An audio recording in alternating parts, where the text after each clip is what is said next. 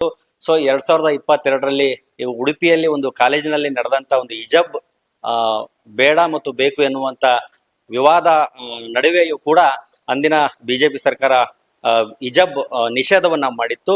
So ಈಗಿನ ಕಾಂಗ್ರೆಸ್ ಸರ್ಕಾರ ಆ ಹಿಜಾಬನ್ನ ಧರಿಸಬಹುದು ಅನ್ನುವಂತ ಒಂದು ವಿಚಾರವನ್ನ ಎತ್ಕೊಂಡಿದ್ದಾರೆ. ಸೊ ಇದರ ಬಗ್ಗೆ ಮಾತನಾಡೋದಕ್ಕೆ ನಮ್ಮ ಜೊತೆಗಿದ್ದಾರೆ ಮಾಜಿ ದೂಢಾಧ್ಯಕ್ಷರಾಗಿರ್ತಕ್ಕಂಥ ರಾಜನಹಳ್ಳಿ ಶಿವಕುಮಾರ್ ಅವರು ನಮ್ಮ ಜೊತೆಗಿದ್ದಾರೆ. ಸೊ ಅವ್ರನ್ನ ಮಾತಾಡಿಸುವಂತ ಕೆಲಸವನ್ನ ಮಾಡ್ತೀನಿ. ಸರ್, ಈಗ ಹಿಜಾಬಿನ ಬಗ್ಗೆ ರಾಜ್ಯಾದ್ಯಂತ ಎಲ್ಲ ಕೂಡ ಚರ್ಚೆ ನಡೀತಾ ಇದೆ ಸರ್. ಈಗ ನೀವು ಕೂಡ ದಾವಣಗೆರೆಯಿಂದ ಭಾಜಪದಿಂದ ಏನ್ ಹೇಳಕ್ ಇಷ್ಟಪಡ್ತೀರಾ ಸರ್?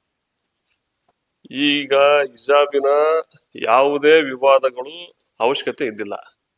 ಇದು ಸಿದ್ದರಾಮಯ್ಯ ಮತ್ತು ಮುಲ್ಲಾಗಳ ಮಧ್ಯೆ ನಡೀತಕ್ಕಂಥ ಸಂಘರ್ಷ ಅನ್ನೋದ್ಬಿಟ್ರೆ ಇದು ಬೇರೆ ಏನೂ ಅಲ್ಲ. ಇವತ್ತು ದಾವಣಗೆರೆ ಉಪಚುನಾವಣೆ ನಡೆದಂತ ಸಂದರ್ಭದಲ್ಲಿ ಇಲ್ಲಿರ್ತಕ್ಕಂಥ ಮುಸಲ್ಮಾನರು ಏನು ಕಾಂಗ್ರೆಸ್ ವಿರುದ್ಧ ಬಂಡಾಯ ಇದ್ರು, ಇದು ಇಡೀ ದೇಶದ ತುಂಬಾ ಹಬ್ಬಿರೋಂಥದನ್ನ ನಾವು ನೋಡಿದೀವಿ. ಅದೇ ರೀತಿ ಇಡೀ ರಾಜ್ಯದಲ್ಲೂ ಅದೊಂದು ವಿವಾದ ಸೃಷ್ಟಿಯಾಗಿದೆ.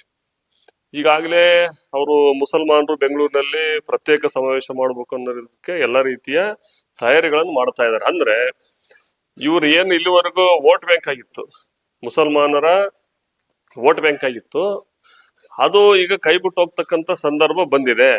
ಅದಕ್ಕೆ ಈ ರೀತಿಯ ಹಿಜಾಬನ ವಿವಾದವನ್ನು ಸೃಷ್ಟಿಸಿ ಅದನ್ನ ಅವರನ್ನ ಓಲೈಕೆ ಮಾಡ್ಕೊಂಡು ಇವತ್ತು ಕಾಂಗ್ರೆಸ್ ಸರ್ಕಾರ ತನ್ನ ಅಸ್ತಿತ್ವ ಉಳಿಸಲಿಕ್ಕೆ ಎಲ್ಲ ರೀತಿಯ ಪ್ರಯತ್ನಗಳನ್ನ ಮಾಡ್ತಾ ಇದೆ. ಸರ್, ಈಗ ದಾವಣಗೆರೆಯಲ್ಲೂ ಕೂಡ ಮೊನ್ನೆ ಚುನಾವಣೆ ನಡೆದಿರ್ತಕ್ಕಂಥದ್ದು. ಸೊ ಎಲ್ಲಿ ಅಲ್ಪಸಂಖ್ಯಾತ ಮತಗಳು ನಮ್ಮನ್ನ ಕೈ ಬಿಟ್ಟು ಹೋಗ್ತಾ ಇದಾವೆ ಅಂತೇಳಿ ಕಾಂಗ್ರೆಸ್ನವ್ರು ಏನಾದ್ರು ಭಯಪಟ್ಟು ಈ ರೀತಿ ಏನಾದ್ರು ಮಾಡ್ತಾ ಇದ್ದಾರೆ? 100ಕ್ಕೆ 100 ನಿಜ. ಸಿದ್ದರಾಮಯ್ಯಗೆ ಈಗಾಗಲೇ ಅಥವಾ ಕಾಂಗ್ರೆಸ್ಗೆ ಈಗಾಗಲೇ ಭಯ ಶುರುವಾಗಿದೆ. ಇವತ್ತು ಸಮವಸ್ತ್ರ ಇರ್ತಕ್ಕಂಥದ್ದು ಸಮಾನತೆಗೋಸ್ಕರ.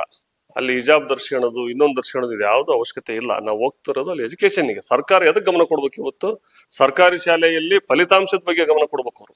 ಇವತ್ತು ಸರ್ಕಾರಿ ಶಾಲೆಯ ಗುಣಮಟ್ಟವನ್ನ ಕಾಪಾಡ್ತಕ್ಕಂಥ ಒಳ್ಳೆ ಎಜುಕೇಶನ್ ಕೊಡ್ತಕ್ಕಂಥ ಕೆಲಸವನ್ನ ಇವತ್ತು ಸರ್ಕಾರ ಮಾಡಬೇಕು. ಅದನ್ನ ಬಿಟ್ಟು ಈ ರೀತಿ ಹಿಜಾಬಿನ ವಿವಾದವನ್ನ ಸೃಷ್ಟಿ ಮಾಡಿದ್ದಾರೆ. ಹಿಂದೆ ನಮ್ಮ ದಾವಣಗೆರೆಯಲ್ಲಿ ಏನ್ ಘಟನೆ ನಡೀತು?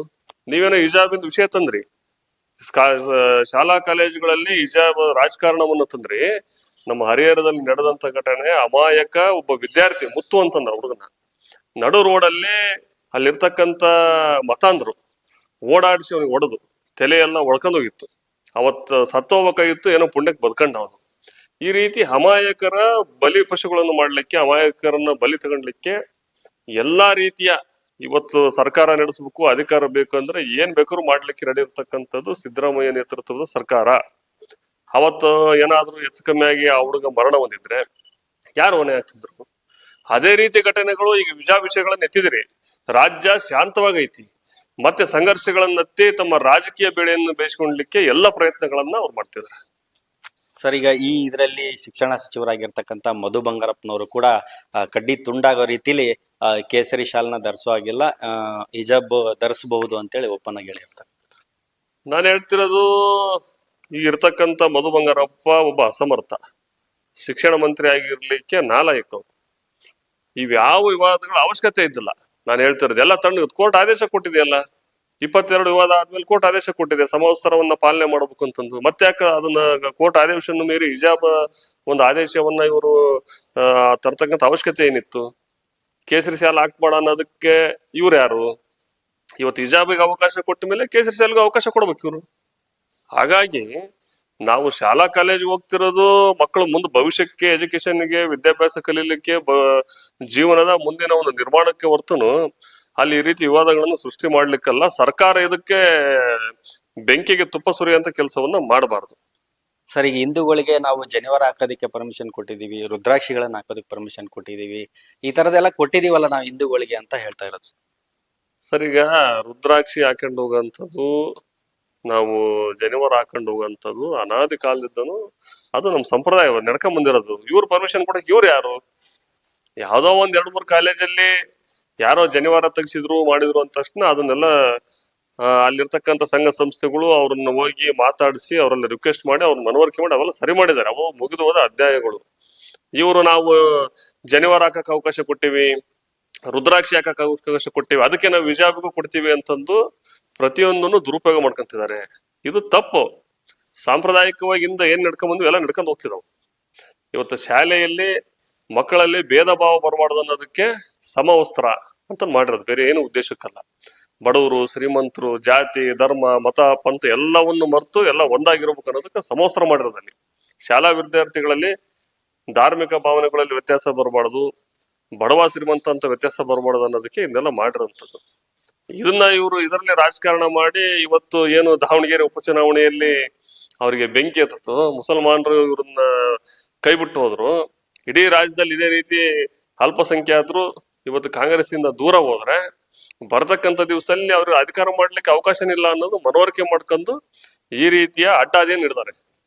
ಸರ್, ಈಗ ಮುಸ್ಲಿಮ್ರೆಲ್ಲ ಸೇರಿ ಈಗ ಸಂಘಟನೆಯವರೆಲ್ಲ ಸೇರಿದ್ದ ಬೆಂಗಳೂರಲ್ಲಿ ಕಾಂಗ್ರೆಸ್ ನೀ ಹೇಳಿದ್ದೇನು ಮಾಡಿದ್ದೇನು ಅನ್ನುವಂತ ಒಂದು ಸಭೆಯನ್ನ ಮಾಡ್ತಾ ಇದ್ದಾರೆ. ಸರ್, ಇದ್ರ ಬಗ್ಗೆ ಈಗ ಇಲ್ಲೇನು ಮುಸಲ್ಮಾನರು ಅವ್ರ ಅಸ್ತಿತ್ವಕ್ಕೆ ಅವರ ಒಂದು ಇದಕ್ಕೆ ಅವ್ರು ಹೋರಾಟ ಮಾಡ್ತಿದ್ದಾರೆ. ಅವ್ರಿಗೇನು ಕೆಲವೊಂದು ಡಿಮ್ಯಾಂಡ್ಗಳಿದಾವೆ. ನಮಗೆ ಟಿಕೆಟ್ ಬೇಕು, ರಾಜ್ಯದಲ್ಲಿ ಇಷ್ಟು ಟಿಕೆಟ್ ಬೇಕು, ಇಷ್ಟು ಜನ ಮುಸಲ್ಮಾನರು ಗೆಲ್ಲಬೇಕು. ಇದು ಒಂದು ಅವ್ರದೇ ಆದಂತ ಒಂದು ಅಜೆಂಡಾ, ಅವ್ರದೇ ಆದಂತ ಒಂದು ಸ್ವಾಯತ್ತಸಕ್ತಿ ಇಟ್ಕೊಂಡು ಅವ್ರು ಹೊರಟಿದ್ದಾರೆ. ಇದ್ರ ನಡುವೆ ಸರ್ಕಾರ ಅವ್ರನ್ನ ಉಳಿಸ್ಕೋಬೇಕು ಅನ್ನೋದಕ್ಕೆ ಎಲ್ಲ ರೀತಿಯ ಈ ತರದ ಪ್ರಯತ್ನಗಳನ್ನು ಅವರಿಗೆ ಎಲ್ಲೇ ಒಂದ್ ಕಡೆಗೆ ಮತಾಂಧತೆಯನ್ನು ಸೃಷ್ಟಿ ಮಾಡಿ ಅವ್ರಿಗೆ ಪ್ರಚೋದನೆ ಕೊಟ್ಟು ಇಲ್ಲಿ ಹಿಂದೂ ಮುಸ್ಲಿಂ ನಡುವೆ ಸಂಘರ್ಷ ತಂದು ಮತ್ತೆ ಮತ ಬ್ಯಾಂಕ್ ಮಾಡ್ಕೊಳ್ಲಿಕ್ಕೆ ಇವರು ಸರ್ಕಾರದ ಸಿದ್ದರಾಮಯ್ಯನ ಪ್ರಯತ್ನ, ಡಿ ಕೆ ಶಿವಕುಮಾರ್ ಅವ್ರ ಪ್ರಯತ್ನ ಒಂದ್ ಕಡೆ ನಡೆದ್ರೆ, ಇವರು ತಮ್ಮ ಸ್ವಾಯತ್ತಸಕ್ತಿ ಕಾಪಾಡ್ಕೊಳ್ಲಿಕ್ಕೆ, ತಮ್ಮ ಇದನ್ನ ಗಟ್ಟಿ ಮಾಡ್ಕೊಳ್ಲಿಕ್ಕೆ ಇವರು ಸಹಿತ ಕಾಂಗ್ರೆಸ್ ಜೊತೆ ಸಂಘರ್ಷಕ್ಕೆ ಇಳಿದಿದ್ದಾರೆ.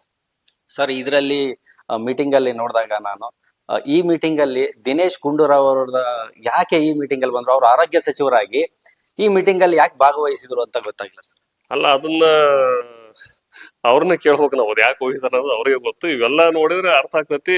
ಈಗ ಅವ್ರಿಗೆ ಏನ್ ಮಾಡ್ಬೇಕಂತ ಗೊತ್ತಾಗ್ತಿಲ್ಲ. ಅವ್ರಿಗೆ ತಳಮಳ ಈಗಾಗಲೇ ಶುರುವಾಗ್ಬಿಟ್ಟೈತಿ. ಅವ್ರಿಗೆ ಈಗ ಮುಸಲ್ಮಾನರದ್ದು ಏನು ಸಂಘರ್ಷ ಶುರುವಾಯ್ತು, ಅವ್ರಿಗೆ ಎಲ್ಲೇ ಒಂದ್ ಕಡೆಗೆ ಆತಂಕ ಶುರುವಾಯ್ತು. ಅದಕ್ಕೆ ಅಡ್ಡದಾರಿ ಹಿಡಿತಂದ್ರೆ ಜನ ಏನ್ ದಡ್ರಿಲ್ಲ, ಎಲ್ಲರೂ ಬುದ್ಧಿವಂತರದಾರ. ಈಗೆಲ್ಲ ಹಳೆ ಕಾಲಗಳು ಹೋದ್ವು. ಇವ್ರೇನಾದ್ರು ಇಲ್ಲಿ ಬೆಂಕಿ ಹಚ್ಚಿ ರಾಜಕಾರಣ ಮಾಡಕ್ ಹೋದ್ರೆ ಅದು ನಡೆಯೋದಿಲ್ಲ. ಇವತ್ತು ಒಂದಂತೂ ಸತ್ಯ, ಇವತ್ತು ನಾವೆಲ್ಲ ನೋಡಿದೀವಿ ಇಡೀ ದೇಶದ ತುಂಬಾ ಮುಸಲ್ಮಾನರ ಮಾನಸಿಕತೆ ಏನೈತೆ ಅನ್ನೋದು ಎಲ್ಲರಿಗೂ ಗೊತ್ತಿರೋಂಥದ್ದು. ರಾಜಕಾರಣದಲ್ಲಿ ಅವ್ರು ಇದುವರೆಗೂ ಮುಸಲ್ಮಾನರು ಏನ್ ಮಾಡ್ಕೊಂಡ್ ಬಂದಿರ್ತಾರೆ ಅದೆಲ್ಲರಿಗೂ ಗೊತ್ತಿರೋಂಥ ವಿಚಾರ.